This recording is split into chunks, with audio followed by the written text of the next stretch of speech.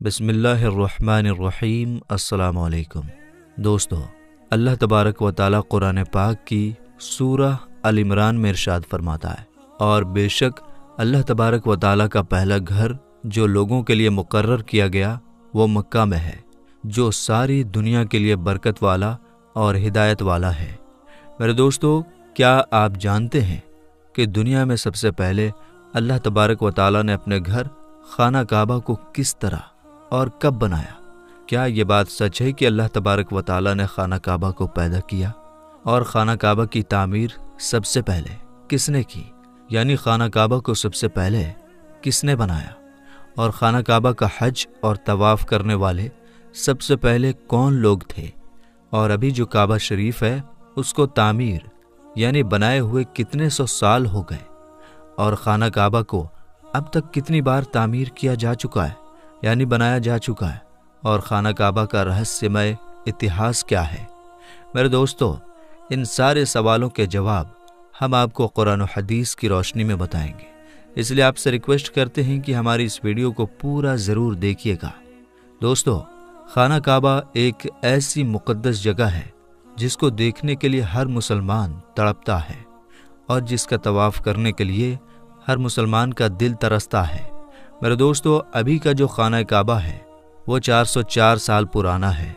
خانہ کعبہ کو اب تک 10 بار بنایا جا چکا ہے۔ میرے دوستو، خانہ کعبہ کی سب سے پہلی تعمیر حضرت آدم علیہ السلام کی پیدائش سے 2000 سال پہلے ہوئی، اور خانہ کعبہ کو سب سے پہلے اللہ تعالیٰ کے حکم سے فرشتوں نے بنایا، جس طرح کہ تفسیر کی کتاب قرطبی میں لکھا ہے کہ جب اللہ تبارک و تعالیٰ سے فرشتوں نے کہا کہ انسان تو پیدائش کے بعد زمین پر جھگڑا فساد کرے گا اور بہت خون خرابہ ہوگا، جس پر اللہ پاک نے فرمایا کہ جو کچھ میں جانتا ہوں وہ تم نہیں جانتے۔ فرشتے یہ سوچنے لگے کہ اللہ تبارک و تعالیٰ ہم سے ناراض ہو گیا ہے۔ اس وقت فرشتے اللہ تبارک و تعالیٰ کو راضی کرنے کے لیے اللہ تبارک و تعالیٰ کے عرش کے نیچے طواف کرنے لگے اور اللہ پاک کی تسبیح بیان کرنے لگے، تو اللہ تبارک و تعالیٰ نے ان پر رحمت نازل فرمائی اور اپنے عرش کے نیچے خوبصورت اور حسن و جمال والا گھر تعمیر کیا، جو زبرجد کے 4 کھمبوں پر بنا ہوا تھا، اور یہ گھر فرشتوں کے بیچ بیت المعمور کے نام سے جانا گیا، جس طرح کہ اللہ تبارک و تعالیٰ سورہ طور میں بیت المعمور کا ذکر فرماتا ہے۔ میرے دوستو، بیت المعمور فرشتوں کا کعبہ ہے، اور یہ 7ویں آسمان میں عرش کے سامنے کعبہ شریف کے بالکل اوپر ہے۔ فرشتوں کے بیچ بیت المعمور کی ایسی اہمیت ہے جیسے زمین پر کعبہ شریف کی اہمیت ہے۔ یہ آسمان والوں کا قبلہ ہے، اور ہر روز 70,000 فرشتے اس کا طواف کرتے اور نماز کے لیے حاضری دیتے ہیں۔ جو فرشتہ ایک بار بیت المعمور میں طواف کر لیتا ہے یا نماز پڑھ لیتا ہے، اس کے بعد دوبارہ اس کو کبھی موقع نہیں ملتا، بلکہ ہر روز نئے 70,000 فرشتے بیت المعمور میں حاضری دیتے ہیں اور اللہ تبارک و تعالیٰ کی عبادت کرتے ہیں۔ بخاری اور مسلم شریف کی حدیث ہے کہ حضور پاک صلی اللہ تعالیٰ علیہ وسلم کو بھی بیت المعمور دکھایا گیا۔ میرے دوستو، سب سے پہلے اللہ تبارک و تعالیٰ نے فرشتوں کے لیے کعبہ بنایا، جس کو بیت المعمور کہا جاتا ہے۔ اس کے بعد اللہ تبارک و تعالیٰ نے فرشتوں کو حکم دیا کہ زمین پر بھی اس بیت المعمور کے جیسا میرا گھر بناؤ، تاکہ جس طرح فرشتے بیت المعمور کا طواف کرتے ہیں، اسی طرح زمین پر میرے بندے اس گھر کا طواف کریں اور میری عبادت کریں۔ چنانچہ فرشتوں نے اللہ تبارک و تعالیٰ کے حکم کی تعمیل کرتے ہوئے سب سے پہلے زمین پر بیت اللہ شریف یعنی کعبہ شریف کی تعمیر کی اور اس کا طواف شروع کیا، اور فرشتوں نے ہی سب سے پہلے خانہ کعبہ کا حج کیا۔ میرے دوستو، خانہ کعبہ کی دوسری تعمیر اس وقت ہوئی جب اللہ تبارک و تعالیٰ نے حضرت آدم علیہ السلام کو پیدا کرنے کے بعد زمین پر اتارا۔ اس طرح جب حضرت آدم علیہ السلام جنت سے زمین پر تشریف لائے تو حضرت آدم علیہ السلام نے اللہ تبارک و تعالیٰ کی بارگاہ میں عرض کی، یا رب العالمین، میں یہاں نہ تو ملائکہ کی تسبیح و تکبیر سن سکتا ہوں اور نہ ہی کوئی عبادت گاہ دیکھتا ہوں، جیسا کہ آسمان میں بیت المعمور کو دیکھا کرتا تھا، جس کے چاروں طرف فرشتے طواف کیا کرتے تھے۔ حضرت آدم علیہ السلام کی یہ فریاد سن کر اللہ تبارک و تعالیٰ نے حضرت آدم علیہ السلام سے فرمایا کہ جاؤ، جہاں پر ہم نشان بتائیں وہاں کعبہ بنا کر اس کے چاروں طرف طواف بھی کر لو اور اس کی طرف منہ کر کے نماز بھی ادا کرو۔ حضرت جبرائیل علیہ السلام کو اللہ تبارک و تعالیٰ نے حضرت آدم علیہ السلام کو گائیڈ کرنے کے لیے ان کے ساتھ بھیجا۔ چنانچہ حضرت جبرائیل علیہ السلام اللہ تبارک و تعالیٰ کے حکم پر حضرت آدم علیہ السلام کے ساتھ چل پڑے اور انہیں اس جگہ پر لائے جہاں سے زمین بنی تھی، یعنی جس جگہ سے سب سے پہلے زمین کی جھاگ پیدا ہوئی تھی اور پھر وہی جھاگ پھیل کر پوری زمین بنی۔ اس جگہ پر حضرت جبرائیل علیہ السلام نے اپنے پر کو زمین پر مارا تو ساتوں زمین تک خانہ کعبہ کی بنیاد ڈال دی، جن بنیادوں کو فرشتوں نے 5 پہاڑوں کے پتھروں کی مدد سے بھرا اور ان بنیادوں پر چاروں طرف دیواریں کھڑی کر دی۔ ان 5 پہاڑوں میں کوہ لبنان، کوہ طور، کوہ جود ہیرا وغیرہ بھی شامل تھے۔ اس طرح جب دوسری بار بنایا جا رہا تھا تو حضرت جبرائیل علیہ السلام، حضرت آدم علیہ السلام اور حضرت اماں حوا رضی اللہ تعالی عنہا بھی شامل تھے۔ حضرت اماں حوا رضی اللہ تعالی عنہا مٹی اٹھا کر لاتی اور حضرت آدم علیہ السلام خانہ کعبہ کو بناتے جاتے۔ جب خانہ کعبہ کی تعمیر کا کام پورا ہو گیا تو پھر اللہ تبارک و تعالیٰ نے حضرت آدم علیہ السلام کو طواف کرنے کا حکم دیا اور ساتھ ہی فرمایا کہ آپ پہلے انسان ہیں اور یہ پہلا گھر ہے۔ پھر حضرت آدم علیہ السلام خانہ کعبہ کی طرف منہ کر کے نماز ادا کیا کرتے اور اللہ تبارک و تعالیٰ کی عبادت میں لگے رہتے۔ خانہ کعبہ کو تیسری بار کس نے بنایا؟ تو دوستو، آدم علیہ السلام کے بنانے کے بعد وقت کے ساتھ ساتھ خانہ کعبہ کی دیواریں بھی کمزور ہونے لگیں، تو حضرت آدم علیہ السلام کے بیٹے حضرت شیث علیہ السلام نے مٹی اور پتھر سے خانہ کعبہ کو تیسری بار بنایا، جبکہ کچھ مفسرین کا یہ کہنا ہے کہ حضرت شیث علیہ السلام نے صرف خانہ کعبہ کی مرمت کا کام کیا، اس کی تعمیر نہیں کی۔ میرے دوستو، اب بات کرتے ہیں خانہ کعبہ کو چوتھی بار کس نے بنایا؟ تو دوستو، خانہ کعبہ کو چوتھی بار اس وقت بنایا گیا جب اللہ تبارک و تعالیٰ نے حضرت نوح علیہ السلام کی قوم پر طوفان کا عذاب بھیجا۔ طوفان نوح میں خانہ کعبہ کی عمارت غائب ہو گئی اور کچھ روایت کے مطابق خانہ کعبہ کی عمارت کو اٹھا لیا گیا اور یہ جگہ صرف ایک اونچے اور لال ٹیلے کی طرح رہ گئی تھی۔ اس طوفان کے بعد جب حضرت ابراہیم علیہ السلام اس دنیا میں تشریف لائے تو اللہ تبارک و تعالیٰ نے حضرت ابراہیم علیہ السلام کو خانہ کعبہ کو بنانے کا حکم دیا۔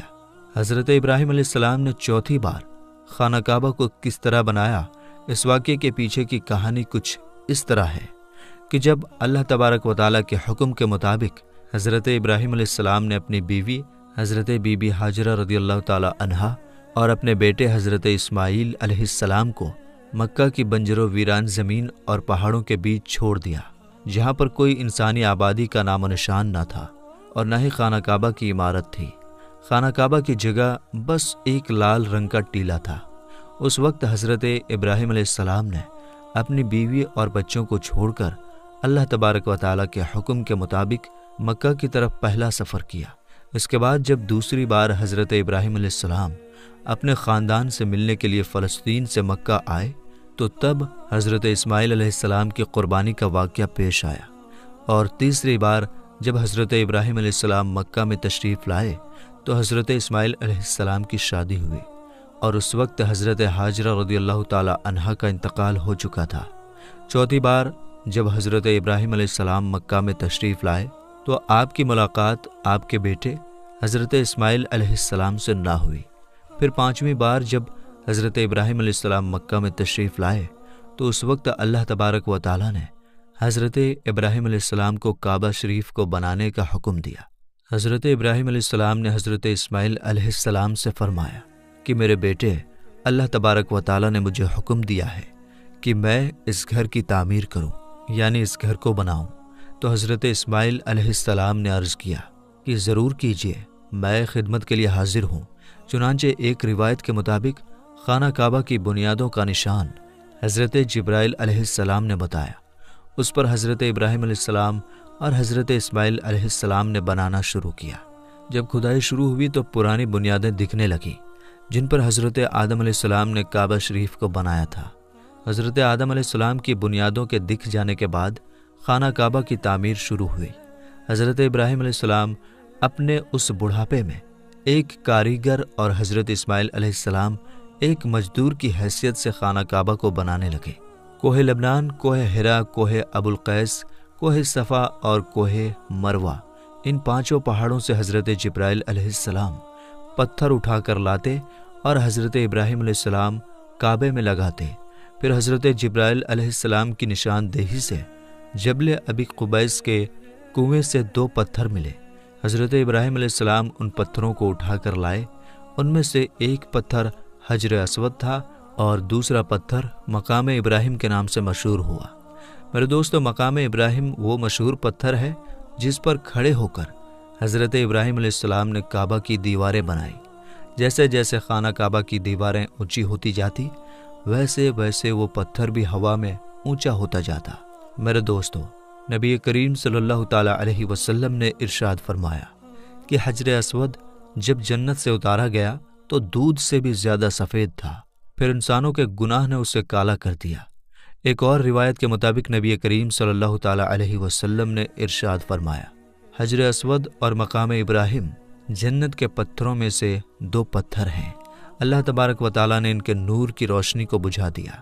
اگر اللہ تبارک و تعالیٰ ان کے نور کی روشنی کو نہ بجھاتا تو یہ پورب سے پشچم تک سب کو روشن کر دیتے۔ خانہ کعبہ کو 5ویں بار قوم عمالقہ اور 6ٹھی بار قبیلہ جرہم نے بنایا۔ قبیلہ جرہم میں سے جس شخص نے یہ کام کیا اس کا نام حرش بن مداد اصغر تھا۔ خانہ کعبہ کو 7ویں بار بنانے والے نبی کریم حضرت محمد مصطفیٰ صلی اللہ تعالیٰ علیہ وسلم کے پاک خاندان میں سے ایک بزرگ ہیں جن کا نام حضرت قصہ بن کلاف تھا۔ انہوں نے خانہ کعبہ کو نئے سرے سے بنانا شروع کیا اور ایک بے مثال پختہ عمارت بنوائی۔ دوستو، خانہ کعبہ کو 8ویں بار بنانے کی ضرورت اس وقت پڑی جب قبیلہ قریش کی سرداری کے زمانے میں ایک زبردست سیلاب آیا جس سے خانہ کعبہ کی دیواریں بہت کمزور ہو گئیں۔ تو ایک مشورے کے بعد یہ فیصلہ لیا گیا اور خانہ کعبہ کو قبیلہ قریش نے پھر سے بنوایا، جس تعمیر میں نبی پاک حضرت محمد مصطفیٰ صلی اللہ تعالیٰ علیہ وسلم کی ذات اقدس نے بھی شرکت فرمائی۔ لیکن اس وقت رقم کم ہونے کی وجہ سے قریش کی تعمیر میں حتیم کعبہ کو شامل نہیں کیا گیا تھا۔ خانہ کعبہ کو 9ویں بار اس وقت بنایا گیا جب یزیدی فوج کی پتھر بازی کی وجہ سے خانہ کعبہ کی دیواریں کمزور ہو گئیں، تو حضرت عبداللہ بن زبیر نے حتیم کعبہ جو کہ قریش کی تعمیر میں شامل نہیں کیا گیا تھا اس کو بھی شامل کر کے بنیاد ابراہیمی پر خانہ کعبہ کو نئے سرے سے بنایا گیا۔ خانہ کعبہ کی 10ویں تعمیر عبد الملک بن مروان کے نائب حجاج بن یوسف جو کہ ایک ظالم حکمران تھا، اس نے 74 ہجری میں پھر سے خانہ کعبہ کو قریش والی تعمیر کے مطابق بنوایا۔ اس کے دور کے بعد جب خلیفہ ہارون حکومت پر بیٹھا تو اس نے خانہ کعبہ کو گرانے کا فیصلہ کیا اور حضرت عبداللہ بن زبیر کی تعمیر کے مطابق خانہ کعبہ کو تعمیر کرنا چاہا، لیکن امام ابو یوسف نے یہ کہہ کر اسے روک دیا کہ اگر یہی طریقہ کار رہا تو ہر آنے والے حکمران مشہور ہونے کے لیے خانہ کعبہ کو گرا کر نئی تعمیر کروایا کرے گا اور اس طرح لوگوں کے دلوں میں اس گھر کی عظمت کم ہوتی جائے گی۔ پھر 1040 ہجری میں سلطنت عثمانیہ کے سلطان مراد بن احمد خان شاہ قسطنطنیہ نے حجر اسود والی جگہ کے علاوہ ساری عمارت کی بنیاد کو بنیاد حجاج کے جیسا تعمیر کروایا۔ اس تعمیر کا کام 6 مہینے کے اندر مکمل ہوا۔ اس نے خانہ کعبہ کے اندر سنگ مرمر کا پتھر لگوایا اور بہت ہی خوبصورت چھت بنوائی اور باہر کی دیواریں سنگ مرمر سے چونا میں چنی گئی اور بہت ہی قیمتی اور ریشمی کالے رنگ کا پردہ خانہ کعبہ پر ڈالا گیا جس پر کلمہ طیبہ لکھا ہوا تھا اور سنہری لفظوں میں سلطان کا نام بھی لکھا ہوا تھا۔ اس طرح سلطنت عثمانیہ کی تعمیر کے بعد شاہ فہد بن عبد العزیز نے سن 1417 میں کعبہ شریف کو نئے سرے سے بنانے کا کام شروع کیا اور ابھی جو خانہ کعبہ ہے وہ کم و بیش 404 سال پرانی ہے، کیونکہ یہ عمارت 1040 ہجری میں بنی اور اب 1443 ہجری ہے۔ اللہ تبارک و تعالیٰ سے دعا ہے کہ اللہ تبارک و تعالیٰ اپنے بیت اللہ شریف کی بار بار زیارت نصیب فرمائے اور حج بیت اللہ کی سعادت نصیب فرمائے۔